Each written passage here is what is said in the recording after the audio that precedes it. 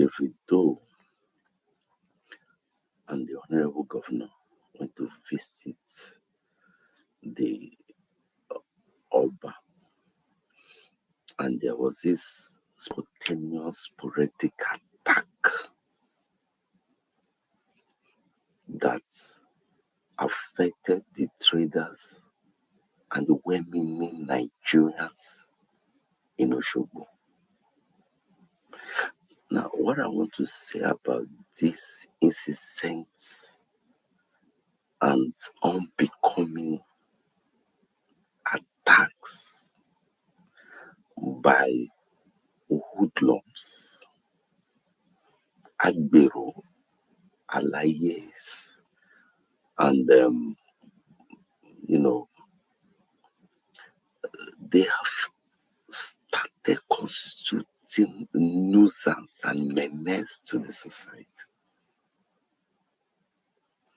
These gangs of thuggery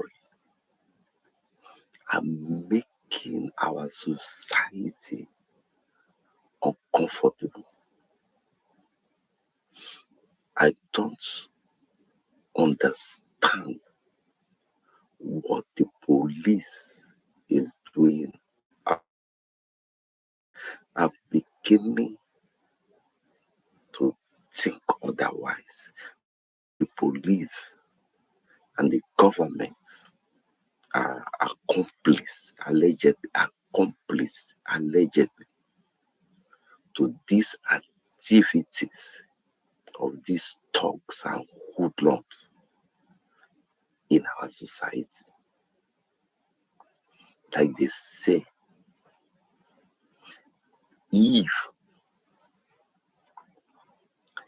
if there is terrorists or terrorism exists beyond 24 hours, the government is allegedly accomplice to these acts. And I'm beginning to reason, because I can't just understand why this should be happening. I want us to flash back. Remember when incessant happened? The governor of Lagos State, Your Excellency, Governor Sanyolu, came to address the protesters. Now, incessant was done in peace, but was hijacked by hoodlums, agberos, touts, thugs, who just loot around the streets and roads of Lagos and use that peaceful protest to unleash mayhem and destruction of lives and properties. And the governor said something, a question. He asked a question. And that question is what I want to answer. He said, how did we get here? This has been a few years back. This has happened. And sometimes, I don't know, in Nigeria, when an incident occurs on a national scale, we don't go back to our drawing board. We have security experts, we have the police force, we have the army, we have security researchers and analysts. Go back on our drawing board and know why this thing happened, the governor asked a question: how did we get here? That lives and property were destroyed. And that question is what I expected the security experts, the police force, the army, and all security architecture of the state to have worked on so that it will not occur again. But I want to say, by answering that same question, which I know most of us has forgotten, how did we get here? Essence was simply a protest by youth who wanted to express their misgivings, their opinion about how things are wrong in the country, and believing that they will have an open ear to address their grievances. Now, this has come and gone. But what I want to clarify here is that something that was meant to be a peaceful protest ended up unleashing mayhem and destruction of lives and properties. Why did things go off hand? Because the society has groomed, brewed gangs of of unscrupulous elements. The society has allowed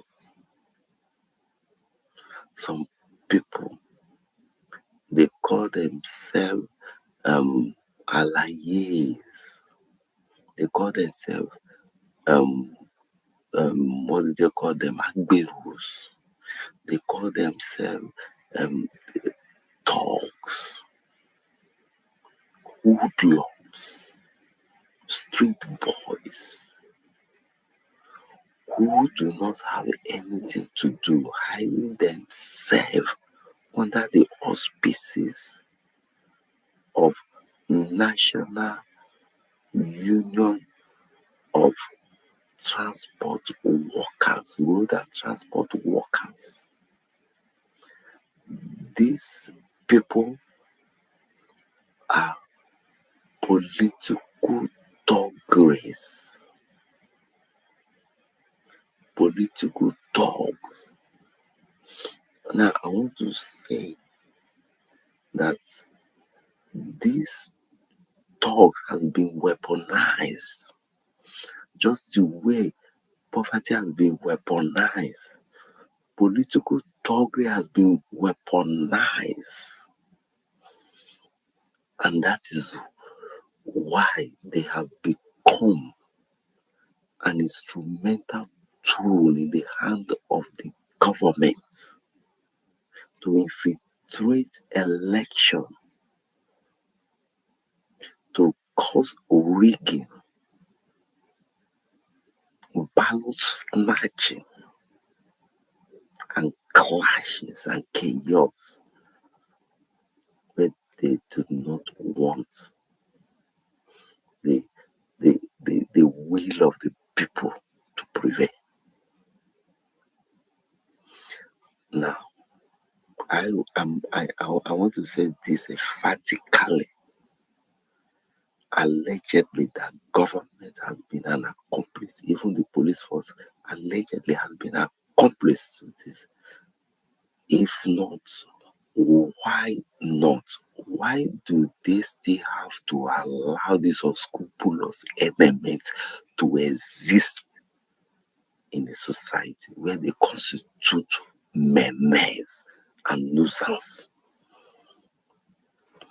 The former governor of Cross River State, Professor Benny Yade, banned these Agberos, thugs, hoodlums from the state because they come under the pretense,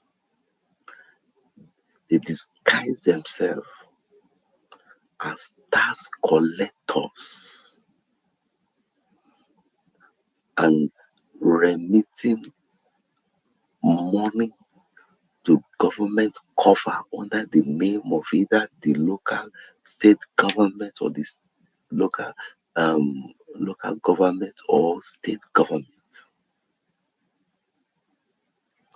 extorting people, well meaning Nigerians who try to survive and make ends meet, who survive out of just nothing but to solve to earn their livelihood. Should this continue in a civilized society? Professor Benny Yande banned and stopped these extortionists, and that they should not exist in the road and street of Calabar. Another governor that followed suit was His Honorable Excellent Governor Makinde. He too banned these unscrupulous enemies and stopped them from extorting women in Nigerians. I'm not going to say you are from Calabar, you are from Oyo.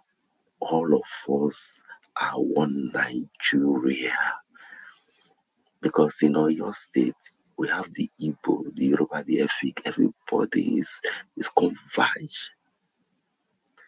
Every state has a percentage of different tribes resident in that state.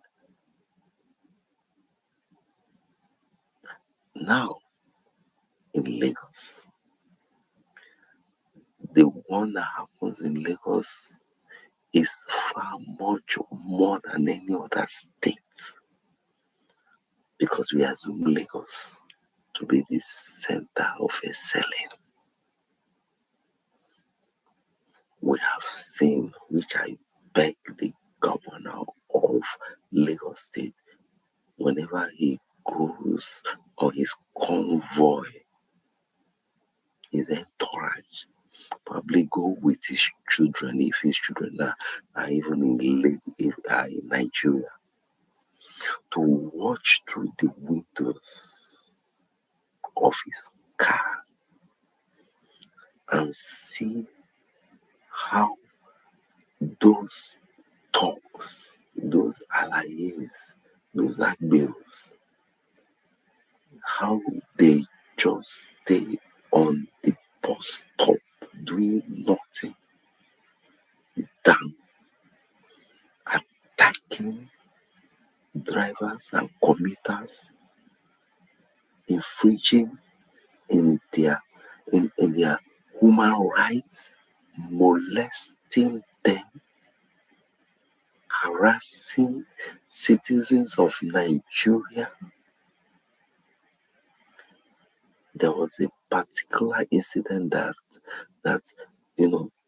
touched my soul, my heart. A young lady, she was about to board the bus. One of those touts pushed her, and she in defending and trying to protect herself, she was stripped naked. Is this how a society makeup should be? Do you know why this Agbero touts thrive for long, even until now? Who hide themselves under National Union of Road Transport Workers. Now they have become an occult, and yet our policemen and women will watch them and do nothing. How they harass and insult our citizens. Now you can't blame the police, because these same unscrupulous enemies who have constituted nuisance, non-entity in our society, claim under the auspices which they claim to belong, also claim they work for the government. So it means that the government has empowered these people. Though I won't really be surprised, because they have become they have become weaponized political thugs. That is why they are allowed to remain there without facing the wrath of the law for the things they do. They have become immune to the law that is binding to every Nigerian. But this is my word for the governor of Lagos State. You are exiting your throne. What impact have you really made? You might claim that there are bogus infrastructure, social amenities. Go under the bridge of Oshodi and see how these infrastructures has become desolate, destitute, because of this same unscrupulous element. Those places, those bogus infrastructure has become dens of thieves, littered with cabbages, urine, and feces. This is to bring it to you that I would like to quote Abraham Maslow's theory, the hierarchy of human needs. Number one, the physiological need. Two, shelter. Three, social need. Before you start going to self esteem and self-actualization, Nigerians need the basic need first. You need to give Nigerians physiological need, safety, and shelter. What I mean by safety and shelter, the environment must be safe enough for everybody to coexist. The governor of Lagos State, I present this to you because nothing has been done. As you exist the throne, I don't know how long you have to either amend or re-amend. I have been speaking about impact. That impact is when you leave a legacy represent generation next. Impact is a position of power that has been given to you, has been used to change, develop, and improve the environment and the people. Impact is when you leave a footprint in the sand of times. Impact is when you leave a mark of memorial in the hearts of men. Impact is when people hear your name, when people come in contact with you, you put a smile and you give them a reason to live for another day. I am Pastor Uchenna Azuari, your life coach, motivational speaker, a reformer and a transformer strategist. God bless you. Added to my resume, a conflict resolution specialist.